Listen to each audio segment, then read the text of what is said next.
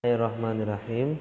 Assalamualaikum warahmatullahi wabarakatuh. Alhamdulillah.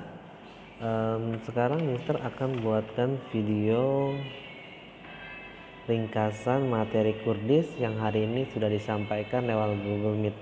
Ya, tadi kita sudah mempelajari sebelumnya menulis huruf hijaiyah ya, pelajaran 1 menulis huruf hijaiyah. Nah, kalian sudah bisa memisahkan huruf-huruf yang ada di satu kalimat. Misalkan contoh di Bismillahirrahmanirrahim ya, ada huruf apa aja itu kemarin sudah kita latihan untuk memisahkan huruf-hurufnya. Bismillahirrahmanirrahim, ada huruf ba, ada huruf sa, ada huruf ma, alif, lam, ada ha, ada alif lagi, ada lam lagi, ro, ha, mim, nun, alif, lam, ro, ha, ya, mim. Nah, itu jika digabungkan menjadi kalimat Bismillahirrahmanirrahim.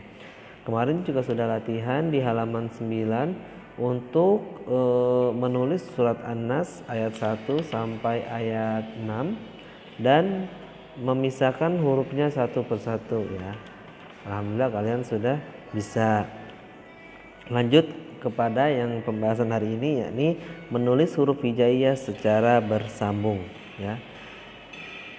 Ya, jadi menulis huruf hijaiyah secara bersambung ini ada tiga bagian. Yang pertama, huruf yang mengalami perubahan bentuk dari bentuk tunggal awal, tengah, dan akhir. Maksudnya apa? Maksudnya contoh misalkan huruf ba. Huruf ba kalau sendirian tanpa bersambung dengan huruf lain bentuknya seperti apa? Bentuknya seperti perahu, ada titiknya satu Mister di bawah. Nah, itu namanya ba sendiri. Kalau ba-nya di awal, nah bentuknya seperti apa? Lihat di buku di halaman 10. Yang paling bawah ya. Kalau di tengah bentuknya beda, kalau di akhir bentuknya beda, tapi ciri khasnya tetap ba titiknya di bawah satu. Nah, seperti itu yang pertama, huruf yang bisa berubah dari awal, tengah, dan akhir ya. Huruf tunggalnya bisa berubah di awal, di tengah aja berubah, di akhir juga bisa berubah. Banyak contohnya. Di sini ada 23 huruf yang bisa berubah bentuk ya, dari bentuk tunggal, tengah, dan akhir itu ada 23 huruf. Nah, berikutnya yang kedua adalah huruf yang tidak mengalami perubahan bentuk berupa bentuk tunggal dan akhir. Nih, di sini ada huruf alif. Dilihat di halaman 12 yang nomor 2 ada huruf alif, dal, zal, ro, zai, waw, lam, dan ta. Itu huruf itu cuma bisa disambung di akhir dan tunggal. Nah, huruf tunggalnya ini tidak bisa ditaruh di awal, tidak bisa menyambungkan huruf dengan yang lain. Contohnya misalkan huruf da. Huruf da ada di awal. Nah, da itu tidak bisa menempel dengan huruf-huruf lain kecuali da di akhir. Kalau di akhir dia bisa disambungkan dengan huruf-huruf lain seperti itu. Lalu berikutnya yang ketiga ada huruf yang tidak mengalami perubahan bentuk, hanya bentuk tunggal. Ada satu huruf saja, yaitu huruf hamzah ya. Hamzah itu yang bentuknya kecil kayak apa tuh? Yang kayak koma. Nah, itu yang kayak koma itu, nah itu disebut huruf hamzah. Nah, jadi ada tiga jenis huruf hijaiyah secara bersambung. Yang pertama, huruf yang mengalami perubahan tadi yang dari awal, tengah, dan akhir. Terus yang berikutnya huruf yang berubah hanya tunggal dan akhirnya. Dan yang terakhir huruf yang tidak mengalami perubahan sama sekali, yaitu cuma satu huruf hamzah. Nah, lanjut menulis kata secara bersambung ya, dilihat di halaman 14. Nah, bentuk awalnya contoh kita ambil huruf ba ya. Jadi dikarenakan sini di contohnya banyak, ada huruf ba sampai h, ada huruf ba sampai huruf h. Itu kan banyak, jadi kita contohkan cuma huruf ba.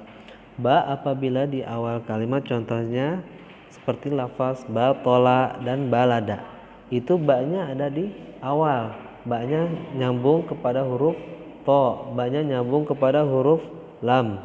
Nah, terus ada lagi yang nomor 2, ba-nya itu adanya di tengah. Jadi ba-nya disambung oleh huruf yang sebelumnya. Contohnya kabaro dan tobako, itu ba-nya ada di huruf tengah. Lalu yang terakhir bentuk akhir yang ketiga, contohnya jadi ba-nya itu ada di akhir kalimat. Contohnya seperti watabba dan kasaba. Ya, itu di halaman 15 yang ketiga. Nah, setelah itu apa nih? Adapun huruf yang memiliki bentuk tunggal. Nah, ada huruf yang memiliki bentuk tunggal tuh ya, di halaman bawah 15 paling bawah adalah huruf alif, dal, zal, ro, zai, waw, lam dan ta. Ya. Contoh bentuk tunggalnya di halaman 16 yang pertama, contoh misalkan huruf alif ya. Amala, akhadha. Jadi huruf alif itu ketika ada di awal, ketika ada di tengah, dia itu sendiri tuh. Dia tidak bisa disambung dengan huruf lain. Lalu yang berikutnya bentuk akhir ya. Yang nomor 2 yaitu bentuk akhirnya ketika huruf alif ada di akhir, tetap huruf alif juga sendirian, tidak bisa menyambung dengan huruf yang lain. Contohnya jazaa dan waro'a. Ya.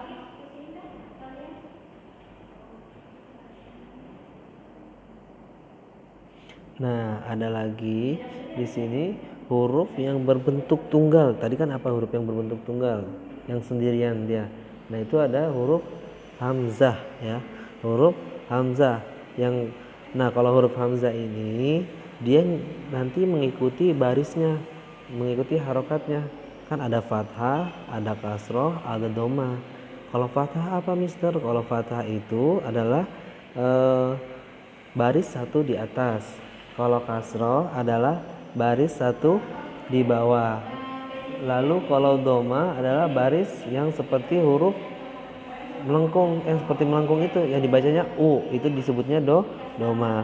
Nah, nanti ketika hamzah berharokat fathah, dia akan nebeng atau numpang kepada huruf alif. Jadi hamzahnya naik di huruf alif kalau nanti barisnya fathah. Contohnya a. Kalau a bacaannya a, jadi hamzahnya naik di huruf alif. Lalu berikutnya kalau barisnya kasroh atau dibacanya i, hamzahnya naik ke huruf ya yang tanpa titik atau ya kosong, huruf ya tapi nggak ada titiknya, nanti hamzahnya naik ke situ. Lalu yang terakhir huruf hamzah yang bertanda domah. Tadi yang dibacanya u ya, u. Nah, kalau yang dibacanya u, huruf hamzahnya nebeng kepada huruf waw ya. Jadi seperti itu. Nah, nanti ada di halaman 17 Bun, tadi untuk anak-anak yang sudah mengikuti MIT, sudah diisi bersama-sama. Nanti boleh diisi di rumah masing-masing halaman 17 ya. Tulislah lafal-lafal berikut secara bersambung. Ada wasato, ada mustaudaun, ada masolihun, mindodatun, semuanya sampai miftahun itu disambung ya. Ini kan masih hurufnya masih berpisah-pisah, tapi nanti untuk di rumah disambung masing-masing. Nah, di sini ada akhlak mahmudah atau akhlak terpuji. Anak soleh harus rajin belajar Al-Quran, belajar membaca, menulis, dan memahami isi Al-Quran. Al-Quran akan datang pada hari kiamat.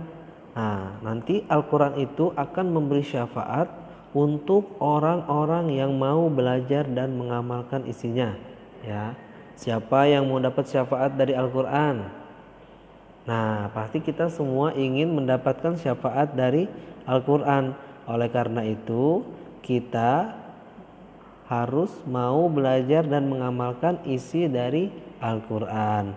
Orang yang membaca Al-Quran dengan terbata-bata, ia akan mendapatkan 2 pahala. Tuh, yang membacanya terbata-bata aja sudah nanti akan mendapatkan 2 pahala. Nah, kalau orang yang membaca Al-Qur'annya dengan lancar,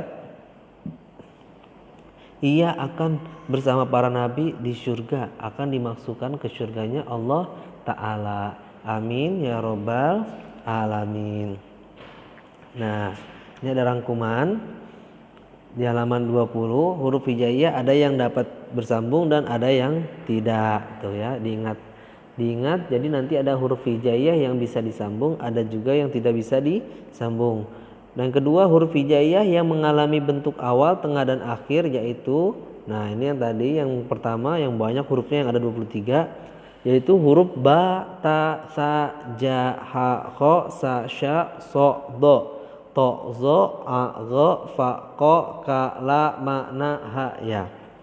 Lalu yang ketiga, huruf hijaiyah yang hanya memiliki bentuk tunggal dan akhir, yaitu alif, dal atau a, da, za, ro, za, wa, la, dan ta.